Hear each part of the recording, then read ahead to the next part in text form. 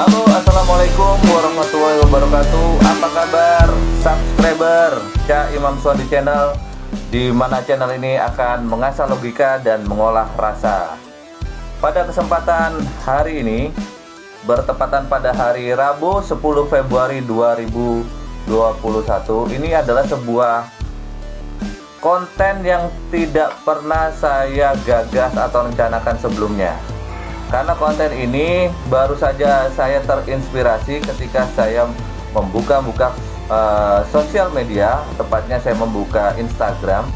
Saya melihat ada seorang senior saya di kampus atau teman saya yang juga sesama jurnalis. Beliau ini namanya mungkin sudah Anda kenal juga, namanya Kang Iman D. Nugroho. Beliau adalah salah satu jurnalis yang ada di CNN Indonesia yang terkena COVID atau positif COVID-19, dan hari ini adalah hari ketiga dari karantina yang dilakukan sampai hari ini. Terus terang saya terkejut baru saja melihat video tersebut, dan kebetulan saya juga punya kontaknya beliau ini. Kemudian saya coba untuk menghubungi beliau, apakah bersedia diangkat atau tidak. Saya hanya ingin menyapa dan menanyakan kabarnya. Ternyata beliau, saya minta izin untuk bisa merekam perbincangan kita untuk bisa saya jadikan konten YouTube. Barangkali dari konten atau pembicaraan atau obrolan-obrolan ini bisa menjadi sebuah inspirasi buat Anda, buat kita semua dan para subscriber semua di seluruh Indonesia maupun yang ada di luar sana. Bagaimana COVID ini memang nyata dan ada. Sebagaimana pengalaman sebelumnya, adik saya juga yang bekerja di Surabaya pun juga pernah positif COVID-19 dan di karantina selama 1 minggu. Dan alhamdulillah hingga hari ini adik saya ini sudah kembali pulih dan sudah kembali ke keluarganya. Nah, langsung saja kita jumpai Kang Iman D. Nugroho yang saat ini berada di rumah lawan COVID-19. Dinyatakan COVID, akan dievakuasi pakai ambulans. Dadah.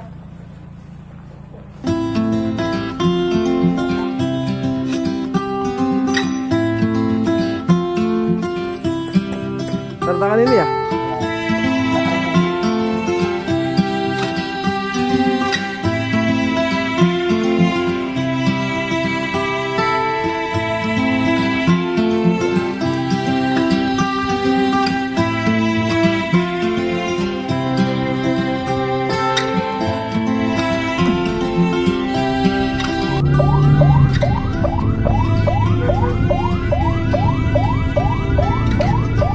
Oke, ini kita sedang jalan di dalam mobil ambulan. Kita akan pergi ke rumah COVID di Tangerang Selatan. Tetap semangat! Ya, teman-teman, ini saya menghubungi Kang Iman D. Nugroho ini dari WhatsApp call ya, atau video call dari video WhatsApp yang saya rekam. Mudah-mudahan, apa kabar Kang? Mudah-mudahan hari ini lebih baik ya kabarnya dari hari-hari sebelumnya ya. Iya, ya, insya Allah lebih baik lah. Karena memang yang membuat kondisi saya membaik itu dan terus meningkat kekebalan tubuhnya ya karena lepas dari persoalan di sini kita santai aja gitu. Bahkan saya keluar dari hampir semua grup WhatsApp untuk sekedar menghindarkan diri dari perbincangan yang mungkin bikin ruwet. Iya ya, Kang Iman, mohon maaf nih, saya mau nanya-nanya, jangan sampai tersinggung ya. Saya juga nggak tahu bagaimana, saya nggak mungkin bisa merasakan apa yang dirasakan Kang Iman. Tapi izinkan saya bertanya beberapa hal yang mudah-mudahan bisa dijawab dengan baik ya Kang ya.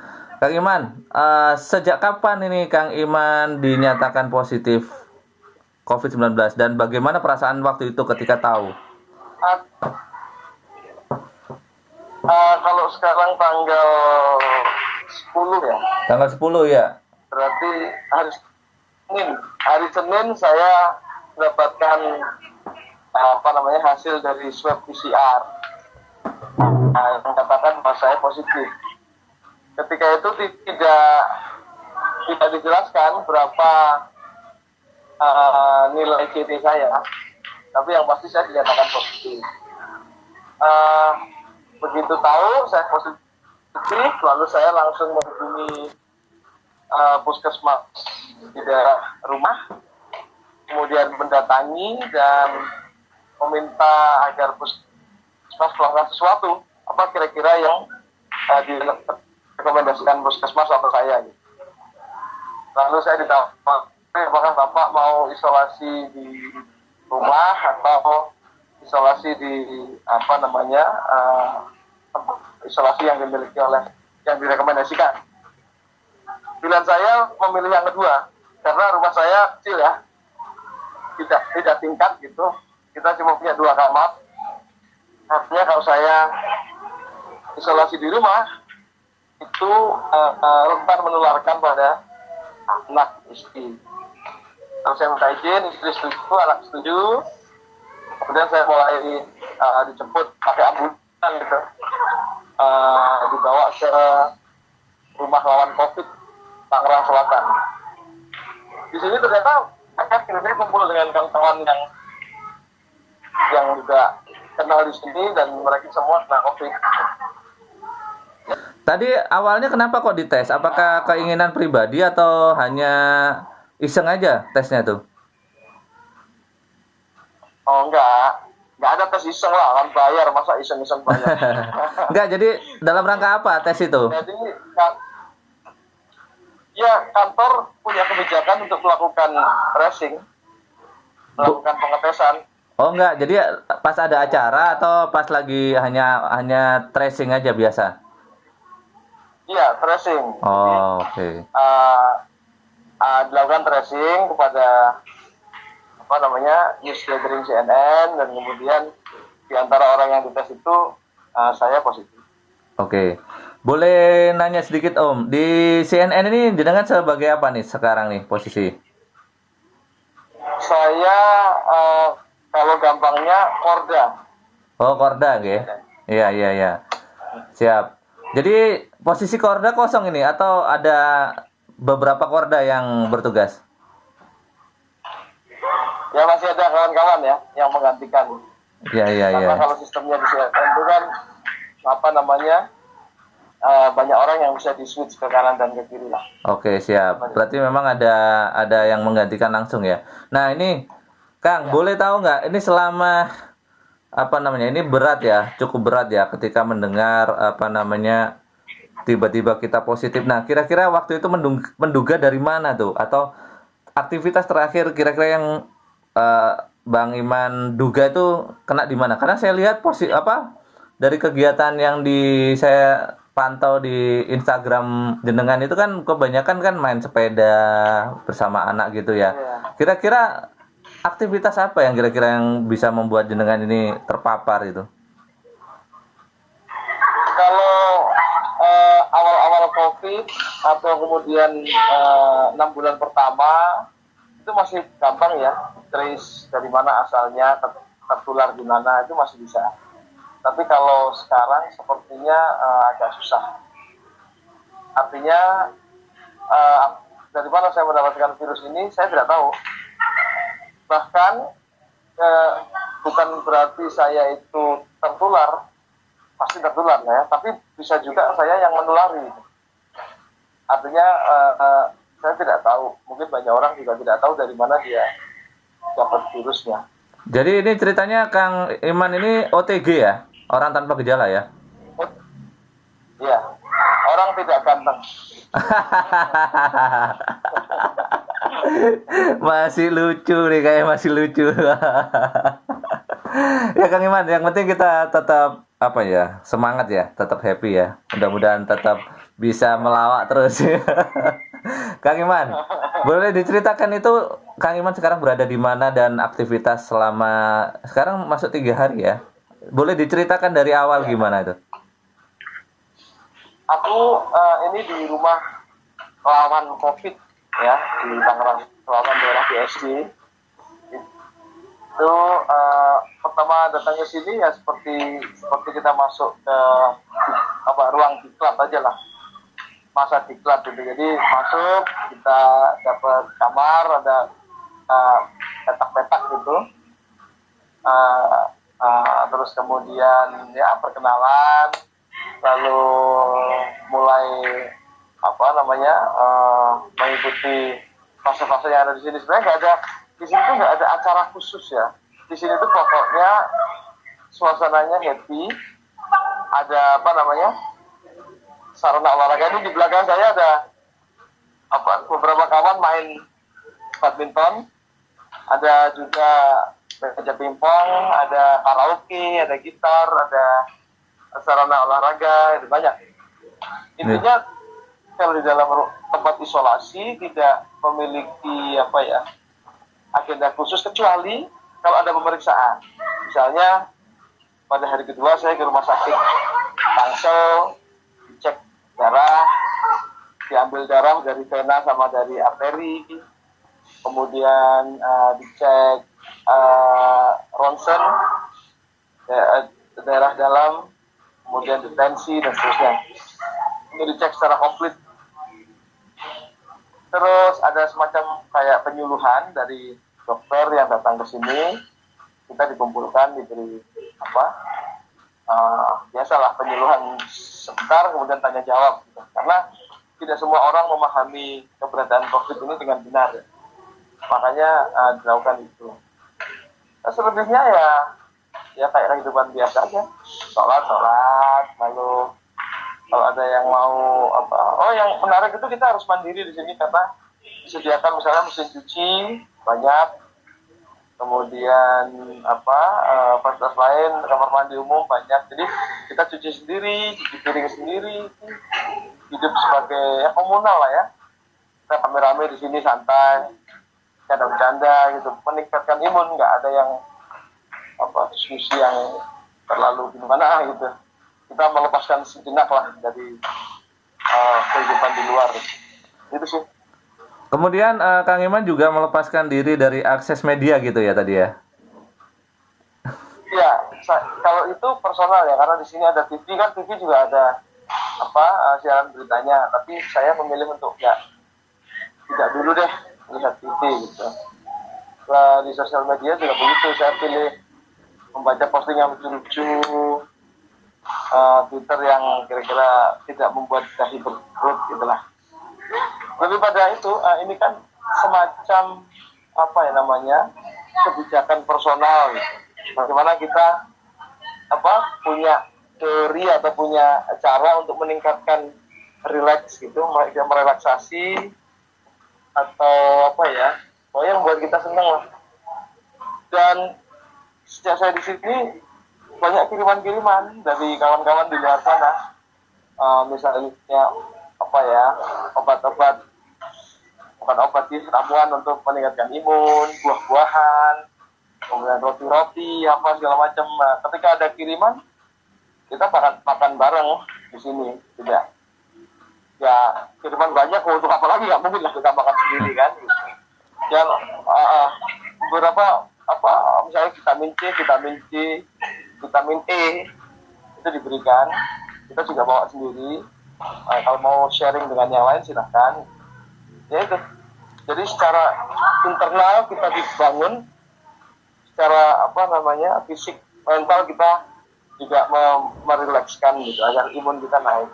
Kayaknya keluar dari sini saya lebih gendut deh. Ada berapa orang di sana, Om? Kalau di sini ini datang dan pergi ya. Pagi sore tadi kita baru mengantar kawan-kawan yang sudah lulus lah. Sudah tidak lagi dia udah dikarantina selama 2 minggu. Berarti sudah dipastikan kan virusnya sudah mati lah. Terus di swab terakhir mereka sudah aman untuk keluar, untuk lulus dari tempat ini ya, diantarkan untuk kembali ke rumah masing-masing.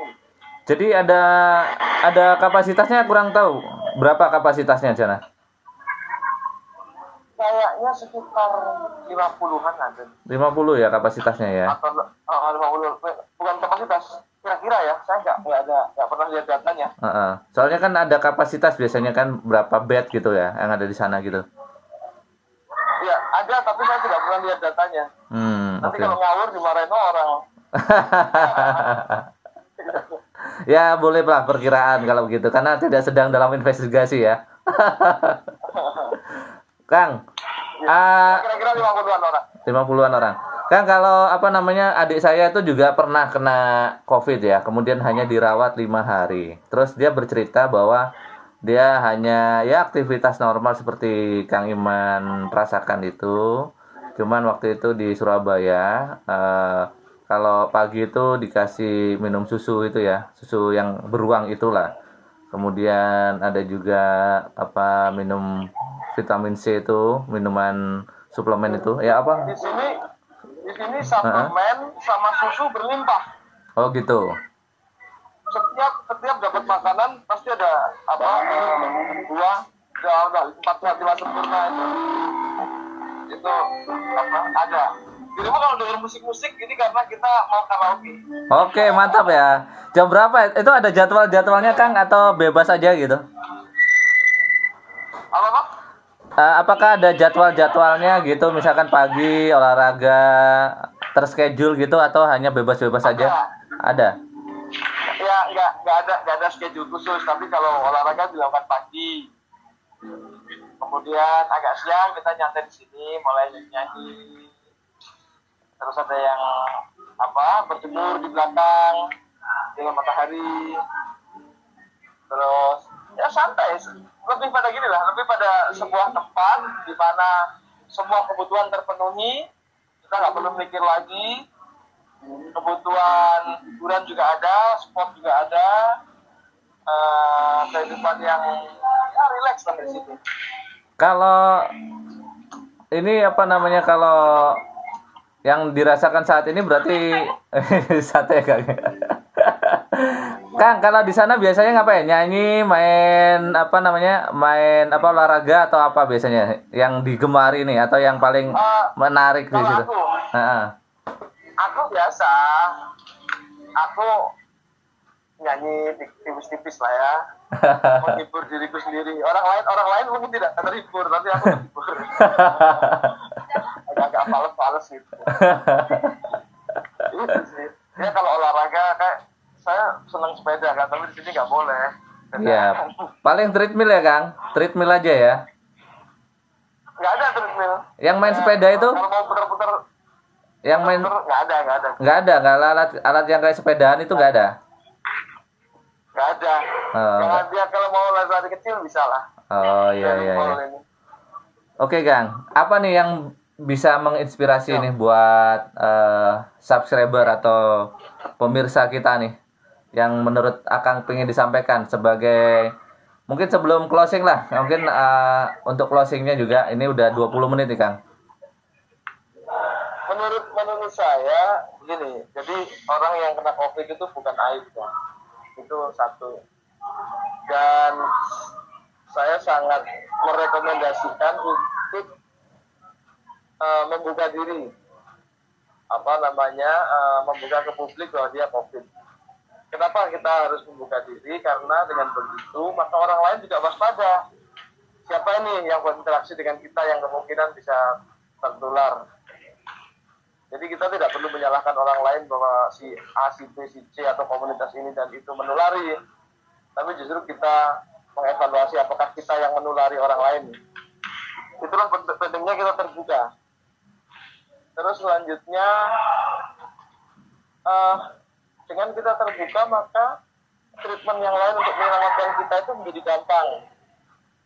Misalnya tetangga akhirnya mengetahui kan bahwa saya kena COVID.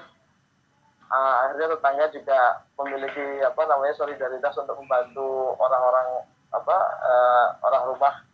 Ketika saya diisolasi, orang rumah kan mungkin harus dibantu tentang misalnya makan sehari-harinya gimana, keamanannya gimana, dan terusnya. Dengan kita membuka diri, maka tetangga akan ikut membantu. Terus yang terakhir mungkin kita harus punya planning ya, what next ya. Artinya virus ini memang akan mati selama kalau nggak salah 2 minggu ya.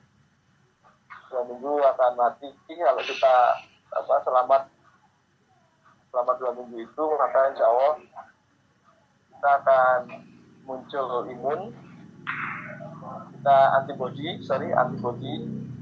kemudian selama 3 bulan bangkai-bangkai virusnya itu akan mati, akan hilang. Nah, dengan kita menyadari fase itu, maka kita bisa mengukur sendiri selama 2 minggu itu kita baiknya aktivitasnya apa. Terus anak istri juga baiknya diapain ketika kita sudah terkena. Anak saya dan istri saya kan juga melakukan swab kan, di tracing. Hasilnya belum keluar, moga-moga negatif lah. Terus yang tidak kalah penting itu mengingatkan kepada semua orang bahwa memang virus ini serius, maka kita bisa menjadi contoh orang lain untuk lebih waspada.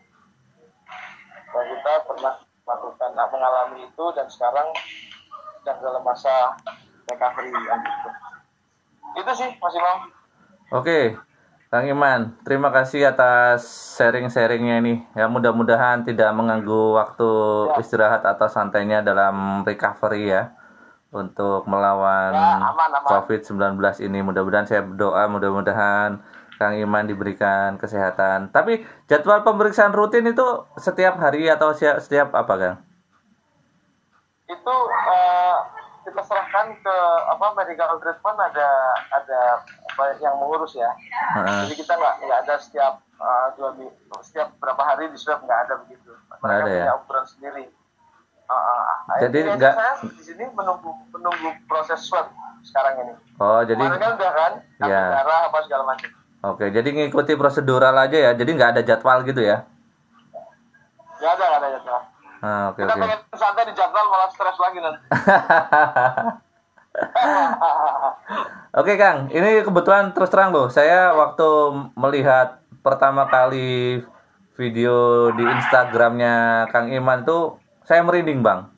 Saya merinding ya, karena mungkin ada ikatan emosional ya, karena kita kenal gitu ya. Kebetulan kita ini kan satu alma mater ya di kampus Stikosa WS ya, Bang ya, Surabaya, Bang ya. Jadi setidaknya ada terikat itu, saya terasa merinding nih. Kenapa nih kakak saya ini ya kan?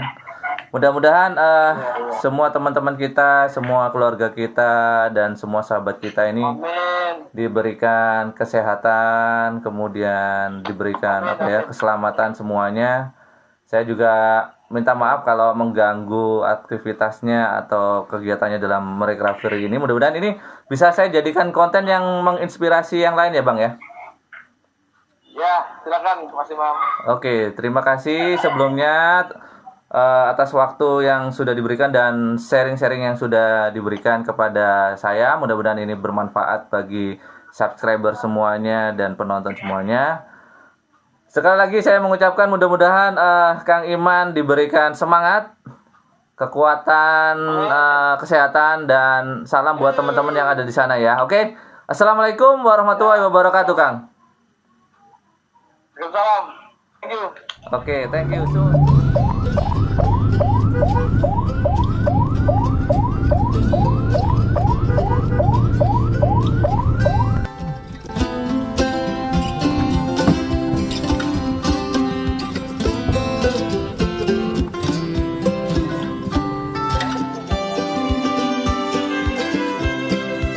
Saya bawa atau dibawa? Oh, siap.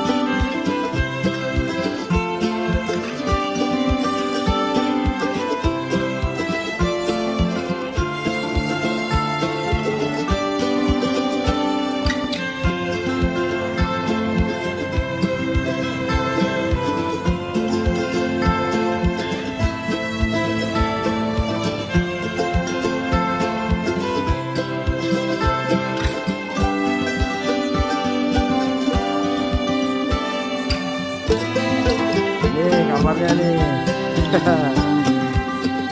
Halo, ini sudah di rumah lawan COVID Tangsel. Nah, ini di tempat tidurnya, di kamarnya. Udah ditata kamarnya. Oke, sementara itu aku mau beres-beres dulu, nanti kita kapan-kapan ya. Alah.